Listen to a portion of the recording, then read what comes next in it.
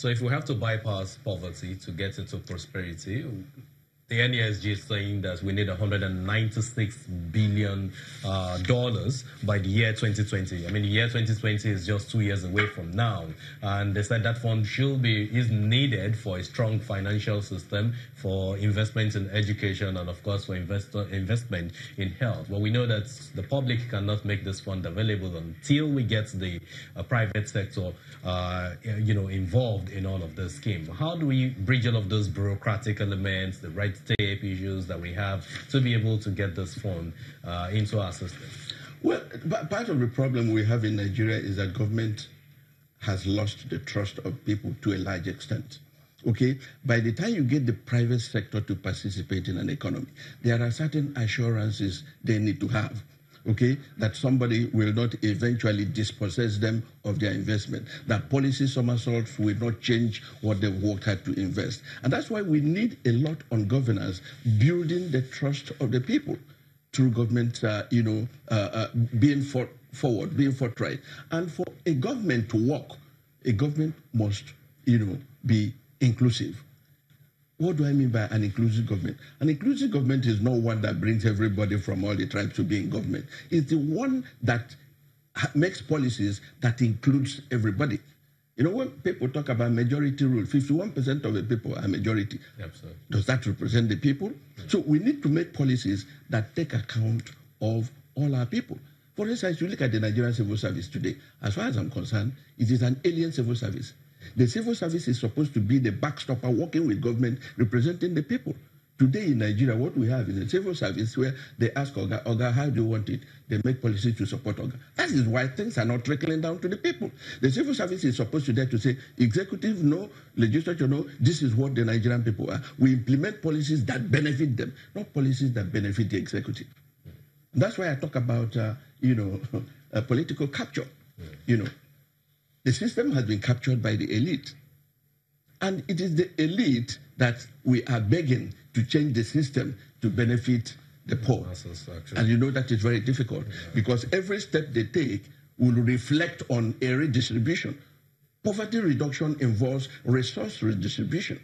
How do you redistribute it? It's by making policies that take out from some of us that I guess this also speaks to the issue of demographic dividend. Now, it looks like there was a report that came out in the first quarter of this year, 2018, saying that Nigeria is likely to miss the demographic dividends going forward. Putting all of these issues together, do you agree with that? I'm sure you're talking about the sustainable SDGs. Yeah, exactly. Okay, sustainable development goals. Yeah. Okay, we have moved from the MDGs, the Millennium Development Goals, to the SDGs. The Millennium Development Goals were focused on development. Yeah. Okay, but it is not just about development. It is about sustaining development.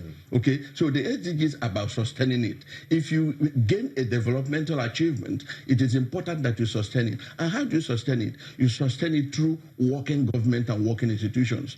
And how do governments work? Government work when they are inclusive. Governments work when they are transparent. Governments work when they put the people forward.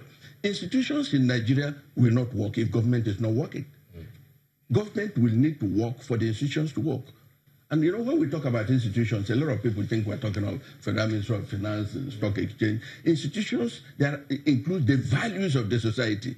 They include the laws, okay, and the processes, procurement processes, even human capital development. All these systems need to work for a country to deliver prosperity. So lots of topics will be discussed at this session. I think it is being hinged on the Mo Ibrahim Index for African governance and all that. So we are going to be having several topics around delivery capacity, bureaucracy and red tape, incentive systems, accountability of public officials, protection of lives and investments in technology. How much of expectation do you have? Whatever discussions you're going to have, we must have in mind that today Nigeria is hosting the largest number of poor people in the world.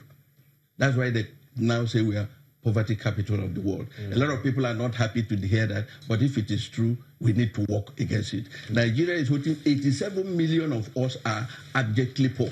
That is living below the $1.25 mark.